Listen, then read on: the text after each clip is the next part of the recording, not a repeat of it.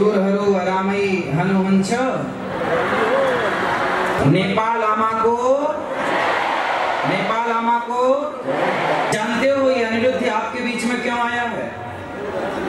यहाँ मुझे भगवान पशुपतिनाथ जी ने बुलाया, उन्होंने बुलाया आप सबके माध्यम से और ये दास चला आया। देखिए भगवान कभी डायरेक्ट नहीं कहते। जब जब हम जातियों में बंटते हैं तब तब हम बहुत बड़ी हानि कर लेते हैं अपनी। नेपाल के लोग जातियों में तो नहीं बटे, हम सबकी एक जाति है, हम सबकी जाति है मानव जाति, हम मनुष्य हैं। धर्म परिवर्तन की घटनाएं बहुत तेजी से फैल रही हैं। आप कितने लोग जानते हैं कि नेपाल में धर्म परिवर्तन हो रहा है? कितने लोग जानते हैं? बताइए ये धर्म परिवर्तन होना सही है? नाथ भगवान की, गंडकी मैया की, श्री शालिग्राम भगवान की, आप सभी भक्तों की, आप सभी माताओं की, आप सभी के माता पिता गुरु चरणारविंदों की जय जय श्री राधे। भगवान की पावन कृपा, पशुपतिनाथ भगवान की पावन कृपा से आज आप सभी के बीच में आकर के आप सबका दर्शन करने का परम सौभाग्य प्राप्त हुआ। मंचस्थ सभी विद्वानों को, सभी आचार्यों को, सभी गुरुजनों को, आप सभी संतों को बारंबार नमन। आप सभी के चरण धूलि उठाकर के दास अनिरुद्ध अपने माथे पर रखता हुआ अपने आप को कृतार्थ करता है आप सबकी चरण रज से। आप सब उपस्थित माताएं, बहनें, बच्चे, बुजुर्ग सभी के चरणों में दास अनिरुद्ध का कोटि कोटि नमन।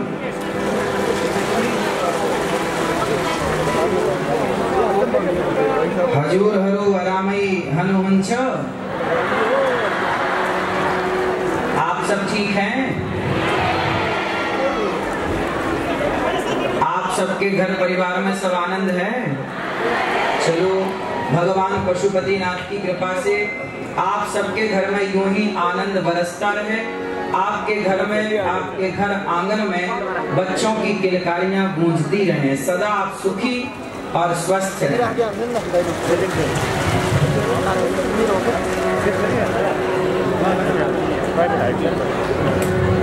प्रिय भक्तों,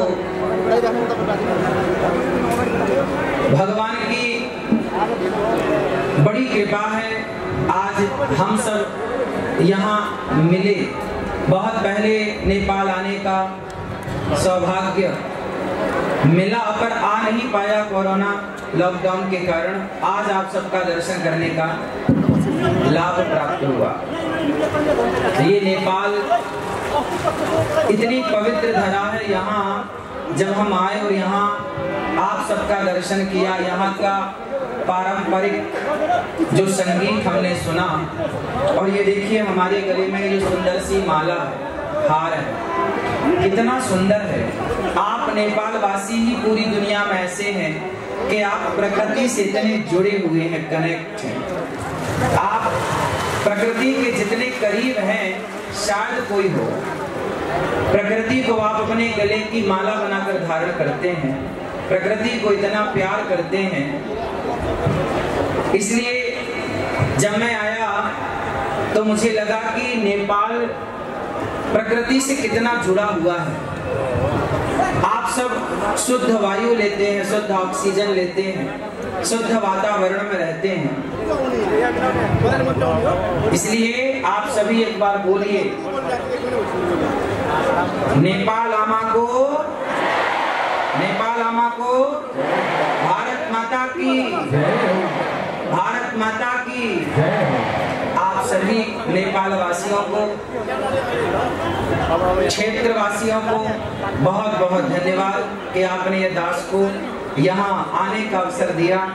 हमारे मानव सेवा फाउंडेशन श्री बाल योगेश्वर श्री विजय कृष्ण मूर्ति जी महाराज, जिन्होंने इस यज्ञ का संकल्प लिया और आप सब हम सब जुड़ पाए इस सुंदर से संकल्प से। एक बार सुंदर तालियां आयोजन करता समिति पूज्य महाराज श्री के लिए। पूज्य श्री चैतन्य कृष्ण महाराज जी यहाँ पधारे और आप सभी के श्री चरणों में दास का पुनः कोटि कोटि नमन। अब आप सब ये बताएं कि आप में से कितने लोग वृंदावन आए हैं, गौरी गोपाल आश्रम आए हैं। मैं आप सबको निमंत्रण देने आया हूँ, आप सब जल्दी से जल्दी वृंदावन गौरी गोपाल आश्रम आए और गौरी गोपाल आश्रम में जितनी वृद्ध माओं की सेवा चल रही है, वहाँ जितनी सेवाएं चल रही हैं, अपनी आंखों से आकर के वहाँ की सेवाओं को देखें। आज जानते हो ये अनिरुद्ध आपके बीच में क्यों आया है? यहाँ मुझे भगवान पशुपतिनाथ जी ने बुलाया, उन्होंने बुलाया आप सबके माध्यम से और ये दास चला आया। तो जानते हैं भगवान पशुपतिनाथ जी ने हमें क्या कहने के लिए बुलाया है? आप जानना चाहेंगे? कितने लोग जानना चाहेंगे? भगवान पशुपतिनाथ जी कहना चाहते हैं, देखिए भगवान कभी डायरेक्ट नहीं कहते, भगवान किसी से कहवाते हैं। जब हनुमान जी लंका गए तो राम जी ने नहीं कहा कि लंका जला के आना। त्रिजटा को एक सपना आया कि सपने वानर लंका जारी जातु धान सेना सब मारी। तो त्रिजटा ने माता सीता को सपना सुनाया और कहा कि आज मैंने सपने में देखा कि एक बंदर आया और पूरी लंका को जला करके चला गया। जब त्रिजटा का सपना हनुमान जी ने सुना तो हनुमान जी को लगा कि त्रिजटा के द्वारा स्वयं हनुमान जी ये समझ गए कि प्रभु राम ये कहना चाहते हैं कि जब लंका गए हो तो फूक के आना। लंका गए हो तो रावण के घमंड को जला कर ही आना। मानो ये संकेत हनुमान जी के द्वारा, त्रिजटा के द्वारा हनुमान जी तक राम जी ने पहुंचाया। उसी तरह एक सुंदर सा संदेश आपके बीच में ये दास अनिरुद्ध लेकर के आया और वो संदेश सिर्फ इतना है कि आज नेपाल में आप सब संगठित रहें। आपको पता है जब जब हम जातियों में बंटते हैं तब तब हम बहुत बड़ी हानि कर लेते हैं अपनी। अच्छा बताइए आप सब लोग, क्या हमें जातियों में बंटना सही है? उत्तर दो। मैया, ओ मेरी प्यारी माँ, बैठ लो मेरी माँ, सुन लो। हमें जातियों में नहीं बंटना चाहिए। नेपाल में जातियों में लोग बंटे हैं या नहीं, हम आपसे पूछ रहे हैं, बताइए। नेपाल के लोग जातियों में तो नहीं बंटे। हम सबकी एक जाति है, हम सबकी जाति है मानव जाति, हम मनुष्य हैं। बड़े भाग्य मानुष तल पावा और सुर दुर्लभ सद ग्रंथनि गावा। हम सब मानव हैं, हम सब मनुष्य हैं और हम जातियों में ऊंच नीच में ना बटें, हम संगठित रहें। आज नेपाल में जानते हो, आप सबको पता होगा कि आज पूरे नेपाल में धर्म परिवर्तन की घटनाएं बहुत तेजी से फैल रही हैं। आप कितने लोग जानते हैं कि नेपाल में धर्म परिवर्तन हो रहा है? कितने लोग जानते हैं? बताइए, ये धर्म परिवर्तन होना सही है? उत्तर। तो धर्म परिवर्तन को कितने लोग रोकना चाहते हैं? तो आप सबको भगवान पशुपतिनाथ जी जिम्मेदारी देना चाहते हैं कि आप सब एक मुहिम क्यों नहीं चलाते? ये जितने हमारे मीडिया के भाई हैं, आप जितने हमारे बड़े बुजुर्ग हैं, माताएं, बहनें, भाई, सब एक मुहिम चलाइए और गांव-गांव में, घर-घर में जाकर के लोगों को समझाइए कि भगवान श्री कृष्ण कहते हैं स्वधर्मे निधनम श्रेयः परधर्मो भयावह। अपने धर्म में रहना ही श्रेष्ठ है, अपने धर्म का त्याग कर देना श्रेष्ठ नहीं है। इसलिए हम सबको अपने धर्म में अडिग रहना चाहिए। और आप सब अपने धर्म का पाठ क्यों नहीं पढ़ाते? अच्छा बताओ, यदि धर्म परिवर्तन हुआ तो आज हमारा नेपाल हिंदू राष्ट्र है या नहीं? उत्तर दो, हिंदू राष्ट्र है कि नहीं नेपाल?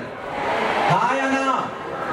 हाँ, तो हिंदू राष्ट्र है। और कौन कौन चाहता है कि ये सदा हिंदू राष्ट्र रहे नेपाल? चाहते हो? हिंदू राष्ट्र यदि चाहते हो तो आपके अंदर ये भावना होनी चाहिए और ये काम आपको करना पड़ेगा कि आप नेपाल में जो धर्म परिवर्तन तेजी से हो रहा है उस धर्म परिवर्तन को रोकना पड़ेगा। कैसे रोकेगा? हम सब जागें, ये मीडिया वाले भाई जाएं, सवाल करो, जो धर्म परिवर्तन कर लेते पूछो कि तुमने धर्म छोड़कर क्या पा लिया, क्या पा लिया और आगे क्या पाओगे। जो व्यक्ति अपने धर्म, हमारे यहाँ मर गए लोग लेकिन अपने धर्म को नहीं छोड़ा। अच्छा बताइए, राम के पास क्या है, धन या धर्म? बोलो। रावण के पास क्या है, धन कि धर्म? रावण के पास धन है, धर्म नहीं। और राम के पास धर्म है, धन नहीं। हाँ या ना?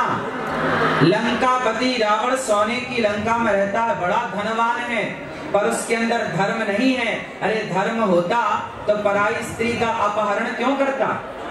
इसलिए रावण के पास धन तो है पर धर्म नहीं है। जबकि राम 14 वर्ष वनवास में थे, उनके पास धन नहीं था पर धर्म था। तो धर्म था तो आज घर घर में राम की पूजा होती है, धर्म था इसलिए। और धन था रावण के पास, धर्म नहीं था तो घर घर पुतले जलाए जाते हैं, गली गली पुतले जलाए जाते हैं रावण के। आज आप कितने लोग मानते हैं कि धन से बड़ा धर्म है? धन बड़ा कि धर्म बड़ा? बोलो। अरे धर्म रहेगा तो धन आ जाएगा, जब धर्म ही नहीं रहेगा तो फिर धन करोगे क्या? इसलिए धन हो पर धर्म पूर्वक धन हो। यदि आपके धन में धर्म नहीं जुड़ा तो वह धन किसी काम का नहीं है। इसलिए मेरे प्यारे, नेपाल शब्द का जब मैं यहाँ आया, एयरपोर्ट पे आया, तो नेपाल का मैंने एक अर्थ दिमाग में आया कि नेपाल के लोग कैसे होते हैं, नेपाली लोग कैसे होते हैं, नेपाल का अर्थ क्या है। तो देखिए, नेपाल जो नेकी का, ने मतलब नेकी, नेकी मतलब अच्छाई, जो नेकी का सदा पालन करें वो नेपाली हैं। जिनके हृदय में सदा नेकी बसती हो वो नेपाली है। नेपाली का मतलब क्या हुआ? नेपाल का मतलब क्या हुआ? जिसके अंदर नेकी बसती हो, मतलब जिसका हृदय नेक हो। नेक समझते हैं ना, अच्छा, गुड। तो आप सब नेक दिल वाले हैं, नेक हृदय वाले हैं, इसलिए आपको भगवान ने नेपाल में भेजा है। जाओ नेपाल की धरती में, आप यहाँ जाकर नेपाल में पशुपतिनाथ भगवान की सेवा करो, गंडकी माता की सेवा करो और शालिग्राम भगवान की सदा सेवा करो। आप सब अपने धर्म के प्रति अडिग रहना। हमारे देखिए, कुछ लोग होते हैं, हमारे पूरे नेपाल और भारत, ये दोनों देशों में कुछ लोग ऐसे हैं जो रहते तो नेपाल में पर गुणगान किसी और देश का करते हैं। इसलिए आप सबको ये बता दो कि जिस माटी में हो ना, उस माटी के साथ विश्वासघात नहीं होना चाहिए, उस माटी से प्यार होना चाहिए, माटी के साथ विश्वासघात नहीं। अच्छा ये बताओ, दोस्त कैसा हो? आज मैंने सुना नेपाल का दोस्त कौन है? भारत के जितने देश हैं, आप किन देशों से दोस्ती करना चाहेंगे? बताइए, आपसे मेरा सवाल है। आप नेपाल वासी, आपके पास में बहुत सारे देशों की सीमा है, किस देश से आप दोस्ती करना चाहेंगे? किससे? किससे? जोर से। भारत से। भारत से दोस्ती करना चाहेंगे? भारत तो सदा आपके साथ है और सदा हम और आप कभी दो थे ही नहीं, एक थे, एक हैं और एक ही रहेंगे। और जो लोग भारत और नेपाल के बीच में कोई जहर घोलने का कार्य करें तो समझ लेना कि ये दोनों देश का नुकसान चाहता है। अच्छा ये बताइए, हमारे भारत से लोग हजारों की संख्या में पशुपतिनाथ जी का दर्शन करने आते हैं कि नहीं? बोलो हाँ या ना? भारत से हजारों लोग गंडकी माता का दर्शन करने आते हैं कि नहीं? भारत से लाखों लोग शालिग्राम भगवान लेकर जाते हैं कि नहीं? इसका मतलब है कि भारत की आस्था नेपाल से जुड़ी है। भारत नेपाल को अपना मानता है। भारत के आने से नेपाल की अर्थव्यवस्था मजबूत होती है। जरा विचार करो कि चाइना अगर नेपाल आया तो चाइना क्या पशुपतिनाथ भगवान का दर्शन करने आएगा? क्या गंडकी का दर्शन करने आएगा? क्या वो शालिग्राम भगवान की पूजा करने आएगा? अरे चाइना को नेपाल के धर्म से क्या करना? नेपाल की संस्कृति और नेपाल के धर्म से तो भारत का अटूट रिश्ता रहा है। इसलिए भारत और नेपाल, इन दोनों देशों के बीच में कभी किसी भी प्रकार की लकीर ना खींचे, क्योंकि हम दोनों यदि मिलकर रहेंगे तो निश्चित है कि हमारी और आपकी अर्थव्यवस्था, राष्ट्रीय स्तर की मैं बात कर रहा हूं, समृद्ध रहेंगे, हम सब खुशहाल रहेंगे। और आपने यदि दोस्ती उन लोगों से कर ली जिन्हें गंडकी माता और शालिग्राम भगवान और पशुपतिनाथ जी से कोई लेना देना नहीं, तो सोचिए इस धर्म का, इस संस्कृति का क्या होगा।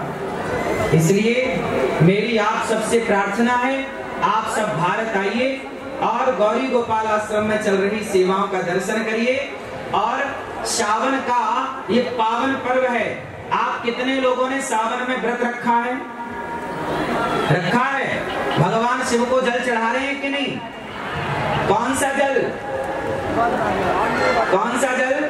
सारे जल चढ़ाओ।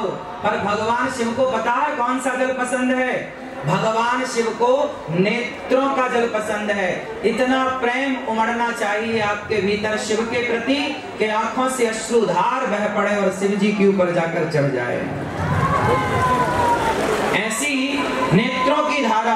भगवान शिव को क्या पसंद है बताइए?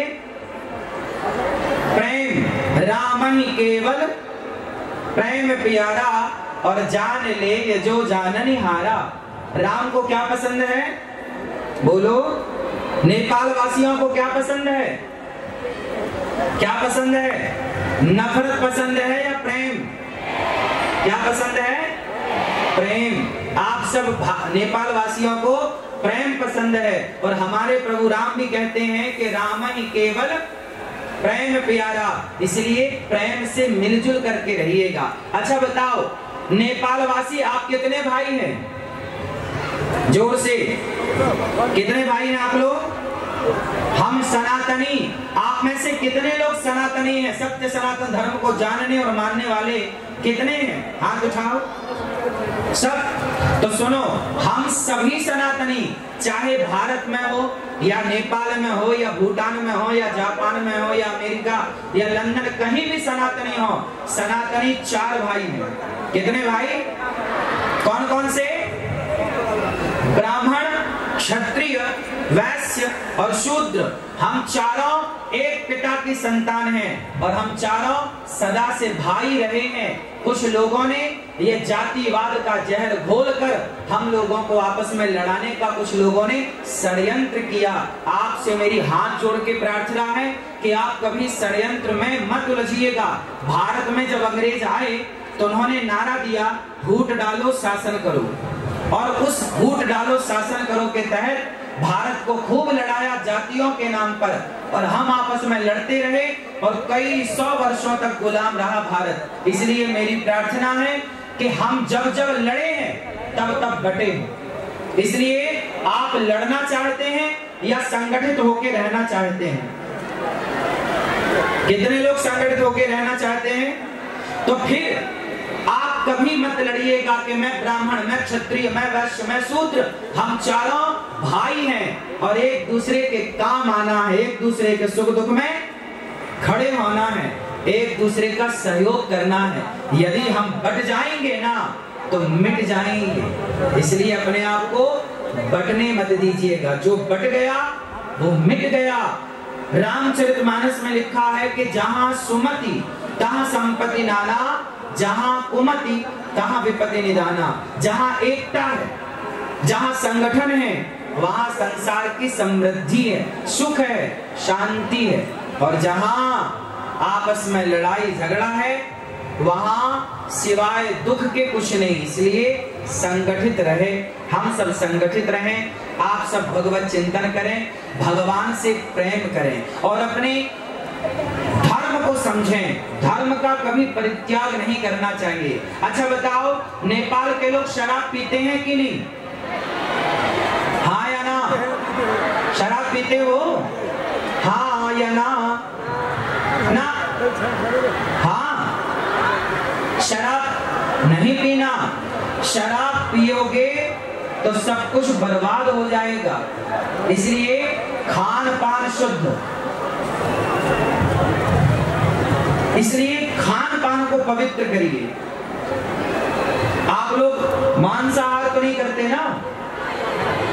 शुद्ध शाकाहारी। कितने लोग शुद्ध शाकाहारी हैं? शाकाहारी हैं। कभी भी अपने स्वाद के लिए किसी जीव की हत्या नहीं करनी चाहिए। हमें अच्छा लगता है इसलिए हम किसी को मार कर खाएं, कितना बड़ा पाप है बताइए। अपने स्वाद के लिए किसी को मारना सही है? इसलिए जीव हत्या पाप है। इसलिए हम भारतीय, हम सनातनी है ना, हम हिंदू है ना, हमें कभी अपने स्वाद के लिए किसी की हत्या नहीं करनी। हमारे धर्म में लिखा है अहिंसा ही परमो धर्मः। किसी की हत्या करना पाप है और किसी को जीवन दान देना पुण्य है। इसलिए आप किसी की हत्या ना करें, ऐसी मेरी प्रार्थना है। शराब इत्यादि से अपने आप को और अपने बच्चों को बचाएं। एक अच्छा इंसान बनाएं, राष्ट्र प्रेमी बनाएं, कुछ ऐसा बनाएं कि वो देश में अपना नाम रोशन करे, भारत का, और वो अपने नेपाल का, वो अपने समाज का, अपने संस्कृति का, अपने धर्म का वो नाम रोशन करे। ऐसा कुछ करे। इसलिए आप अपने बच्चों को संस्कारवान बनाइए। शराब, जुआ, नशा, इन सब से बचाइए। आज के जमाने में पता क्या है? आज की आधुनिकता में हम इतने भागे जा रहे हैं कि आधुनिक होने के नाम पर, हम मॉडल होने के नाम पर अपने संस्कारों को, अपनी संस्कृति को छोड़ते चले जा रहे हैं। इसलिए हमें अपनी संस्कृति, अपने संस्कारों का परित्याग नहीं करना चाहिए। ठीक है? तो आप कितने लोग मांसाहार और शराब से बचेंगे, अपने बच्चों को बचाएंगे और अच्छे संस्कारवान बनके अपने राष्ट्र की सेवा करेंगे? ठीक है? आप सभी का बहुत बहुत धन्यवाद। आपने इतने आनंद के साथ दास अनिरुद्ध को सुना। हमें आपके बीच में आने का मौका मिला। आप सबको मेरी प्रार्थना है, आचार्य चरणों को प्रार्थना है, मंचस्थ सभी भक्तजनों को प्रार्थना है कि आप सब वृंदावन आए, गौरी गोपाल आश्रम में आए और गौरी गोपाल आश्रम आकर वृंदावन में वहां वृद्ध माओं की सेवा हो रही है। 281 वृद्ध माएं गौरी गोपाल आश्रम में रहती हैं। 150 बच्चे वहां निःशुल्क पढ़ते हैं। अखंड लंगर रसोई चलती है, सब आकर के प्रसाद पाते हैं। ये सारी सेवा बिहारी जी ने दी है। बोलिए बांके बिहारी लाल की, कृष्ण कन्हैया लाल की, राधे राधे। आप सबके चरणों की धूल को ये दास अनिरुद्ध कोटि कोटि नमन करता है। आप सभी नेपाल वासियों को बारंबार दंडवत प्रणाम। आप सभी के चरण रज को प्रणाम। आप सभी के माता पिता को प्रणाम। आप सभी के गुरुजनों को प्रणाम। आप सब यहाँ प्रेम पूर्वक बैठे हैं। आप सबने इस सुंदर से आयोजन में सम्मिलित होकर भगवान शिव का दर्शन करके अपने जीवन को कृतार्थ किया। हमारे श्री बाल योगेश्वर श्री विजय कृष्ण मूर्ति जी जो संकल्प करता है और रामकृष्ण उपाध्याय हिंदू जागरण नेपाल अध्यक्ष और राष्ट्रीय सभा को उपाध्यक्ष माननीय श्री विमला भीमरे जी, आप सबका बहुत बहुत धन्यवाद। श्री चैतन्य महाराज जी और आप सभी मंचस्थ सभी आचार्यों को, मातृशक्ति को कोटि कोटि नमन। आप सबको जय श्रीमन नारायण, जय श्री कृष्णा, राधे राधे। नेपाल आमा को भारत माता की, गंडकी मैया की, शालिग्राम भगवान की, पशुपतिनाथ भगवान को।